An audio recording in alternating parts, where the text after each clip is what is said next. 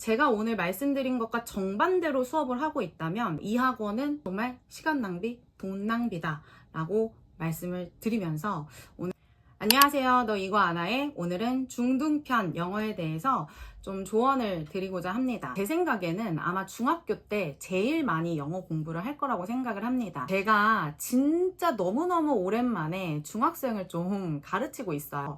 좀 요즘 애들은 어떻게 공부하고 있을까 이제 봤더니 그렇게 오래전이나 별반 다르지 않더라고요. 시험 위주의 영어 공부를 하다 보니까 좀 그로 인해서 좀 아이들이 막 영어를 되게 막 어렵게 생각하고 막 싫어하는 애들이 생기고 이러는 것 같습니다. 그래서 오늘은 제가 영역별로 좀 어떻게 공부하면 좀 올바른 방법으로 공부를 할 수 있느냐에 대해서 말씀드리고, 진짜 이거는 차라리 공부를 안 하느니만 못하다. 저는 말씀을 드리려고 오늘 이렇게 영상을 찍게 되었습니다. 단어부터 시작해 보도록 하겠습니다.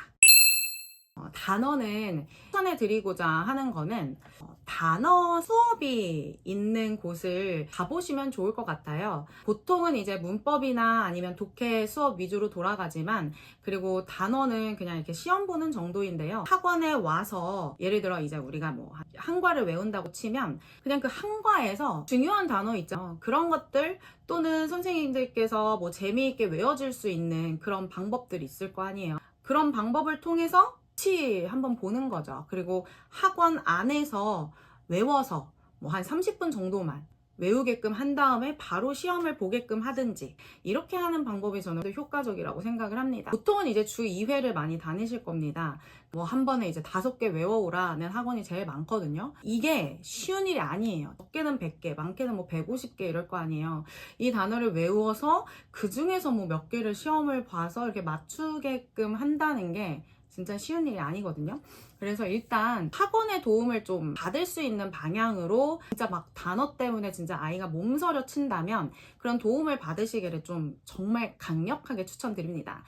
요새는 유튜브에서도요, 무한정 이렇게 틀어놓고 이렇게 들려주는 그런 유튜브도 되게 많아요. 예를 들어 오늘은 형용사를 정복한다 그러면 형용사 들려주고 그에 맞는 예문도 이렇게 보여주고요.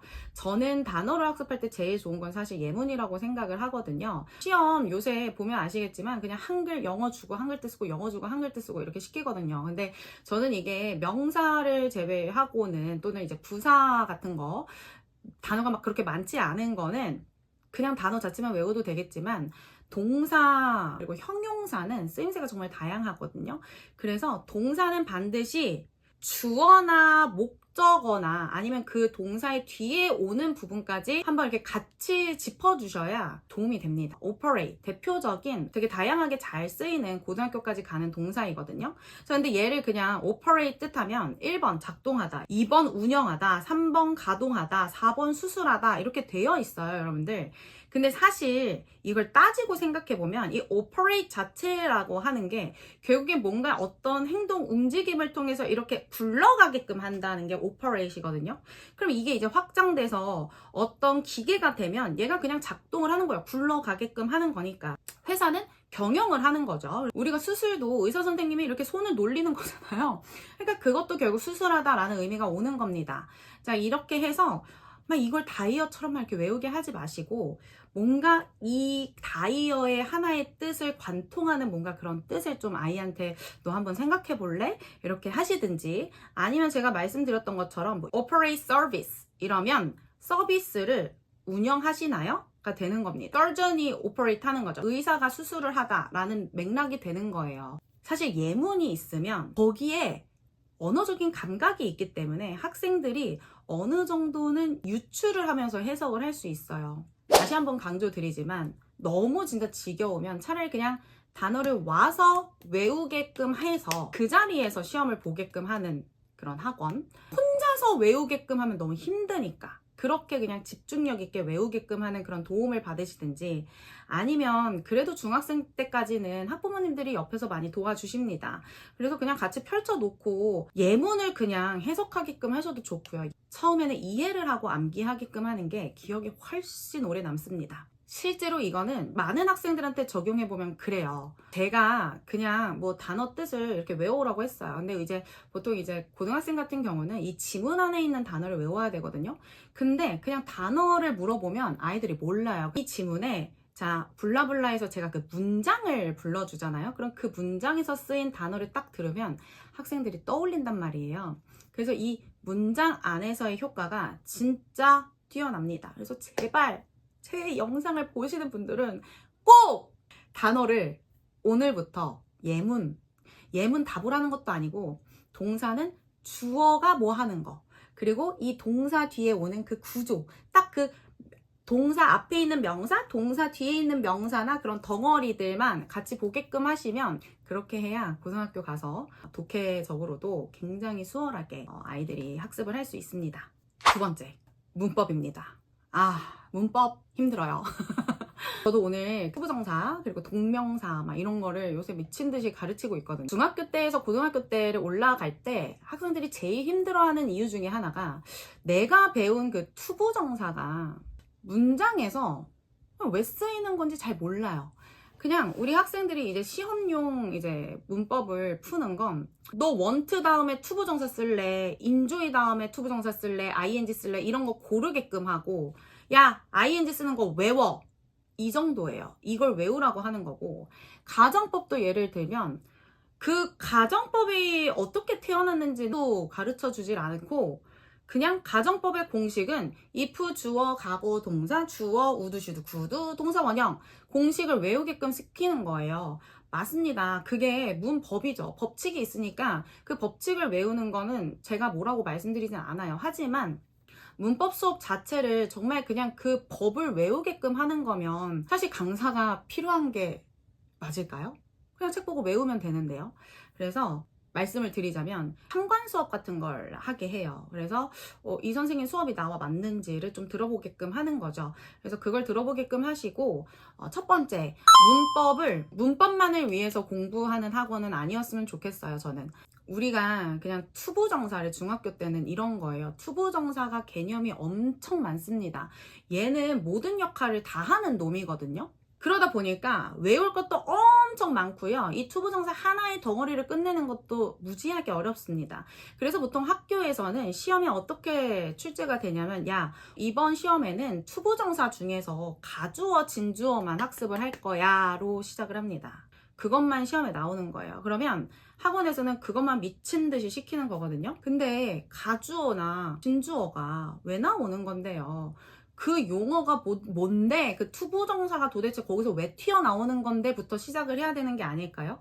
그래서 최소한 좀 총괄을 먼저 하고 갔으면 좋겠단 말이에요, 저는. 물론 이게 제 욕심일 수도 있겠지만, 그러지 않고는 모든 1학년부터 3학년의 시험이 끝나잖아요? 그럼 학생들이 문법이라고 했을 때 여기저기 다 있어요. 가주어, 진주어가 뭔지는 대충 알아. 이 쓰는 거고, 뭐 투부정사 쓰는 거예요, 뭐 이 정도는 알지만, 그런데 투부정사가 뭐야? 라고 설명했을 때 걔를 명료하게 설명하는 친구를 저는 단 한 번도 보지 못했단 말이에요. 그거를 해주는 과정이 먼저 꼭 있어야 됩니다. 그래서 강사를 잘 만나셔야 돼요. 아마 학부모님들이 더 판단을 잘 하실 것 같아요. 근데 제가 계속 첫 번째 말씀드리는 건 결국엔 학습을 하는 학원을 잘 고르라는 말씀이에요. 두 번째는 이제 아이가 학습을 할 때 좀 당부해 드리는 말씀인데, 문법으로만 배우지 않게 하려면 그 문법을 해석을 해야 합니다. 독해로 연관성을 지어야 한다는 거예요. 그리고 이제는 더욱더 이제 서술형이 중요해지기 때문에 아이가 배운 문법을 가지고 쓰는 거, 읽는 거, 말하는 거를 제대로 하지 못하면 고등학생이 되어서 정말 힘이 들 거예요. 왜냐면 나는 문법은 분명히 잘했던 것 같은데 왜 나는 이걸 읽지 못하지? 라는 그 공백이 생기거든요. 그 공백을 반드시 메워주셔야 됩니다. 근데 요새는 워낙 책들이 다양하기 때문에 진짜 좋은 문제집들이 많단 말이에요. 그거 그냥 문장 한번 써보는 거예요. 너 이거 문장에서 끝나지 말고 문법 이거 한번 써봐라, 이렇게 시켜주시거나, 아니면 이거 소리내서 읽고 그냥 한번 말로 따라해볼까? 뭐 이렇게 하시거나, 이런 정도입니다. 엄마 나 싫어 이렇게 해도 진짜 야 저기 그 뭐 대치동에 있는 그 선생님이 그러더라. 너 고등학교 가서 영어 고생하고 싶지 않으면 제발 중학교 때 좀 이것만 하자. 라고 간곡히 부탁을 해주세요. 어머니들, 아버님들. 이제 세 번째 독해인데요. 독해는 많이 읽어야 됩니다. 진짜 짜증나는 말이죠. 많이 읽으라는데 뭐 어떻게 읽어. 첫 번째는 우리 아이가 막 중1, 막 중2 정도인데 학원에서 모의고사를 풀린다? 이런 학원은 좀 비추합니다. 고등학교 모의고사는요, 고등학생이 되었다고 생각을 해서 그 아이들의 지적 수준에 맞는 정도의 단어와 언어력이죠, 한마디로. 아니면 또는 지식이 될 수도 있고요. 그런 걸 바탕으로 하기 때문에 어렵습니다. 물론 고1 모의고사는 쉬운 것도 굉장히 많긴 하지만요. 중1, 중2 때는 그것보다는 아예 책 중에서요, 레벨별로 이렇게 글 읽기를 한 다음에 그에 맞는 그냥 정말 다양하게 문제를 푼다든지, 야, 이거 누가 그랬어? 이거 뭐에 대한 글이야? 세부사항을 묻는 문제들이요. 그런 것들로 좀 교육을 시켜주시는 게 좋습니다. 그래서 중학교 2학년 때까지는 최소한 모의고사를 풀게끔은 안 하셨으면 좋겠어요. 모의고사를 너무 일찍 접하게 되면 학생이 문제풀이식의 풀이법에만 능숙해집니다. 한마디로 독해력이 늘지 않는다는 거예요. 그래서 좀 더 비추하는 것도 있어요. 그래서 이런 책으로 그냥 정말 그냥 여러 가지 주제가 담긴 거 있잖아요. 환경도 있고 과학도 있고 뭐 우주 이야기도 있고 이렇게 주제별이나 소재별로 되어 있는 그런 영어 독해책을 사서 하게끔 하시는 게 저는 제일 좋고요. 중2 때까지는 최대한 많이 읽고 그 다음에 말도 해보고요. 쓰는 것도 직접 해봐야 됩니다. 그때 아니고서는 자기 스스로 이렇게 뭔가를 자기 생각을 쓰고 막 에세이 쓰고 이럴 시간이 많이 없거든요. 요새는 도서관식의 그런 영어 학원도 되게 많아요. 그래서 아예 그냥 책만 읽히는 곳이에요. 책을 읽고 토론을 하게끔 하거나 나의 생각을 에세이로 써가지고 선생님이 뭐 첨삭 정도 해주시거나 이런 학원을 하나 가게끔 하시고, 이거는 조금 되게 자유롭거든요. 그래서 이거는 정말 학생들이 그냥 책 읽으러 간다고 생각이 들어요. 또는 이렇게 리스닝 하러 간다고 생각이 드는, 되게 좀 뭐 일주일에 뭐 그냥 1시간씩만 정도만 학습을 하시고, 정말 시험용을 위한 학원도 뭐 일주일에 한두 번 정도 정말 짧게 다니시는 게 좋거든요. 중2 때까지는.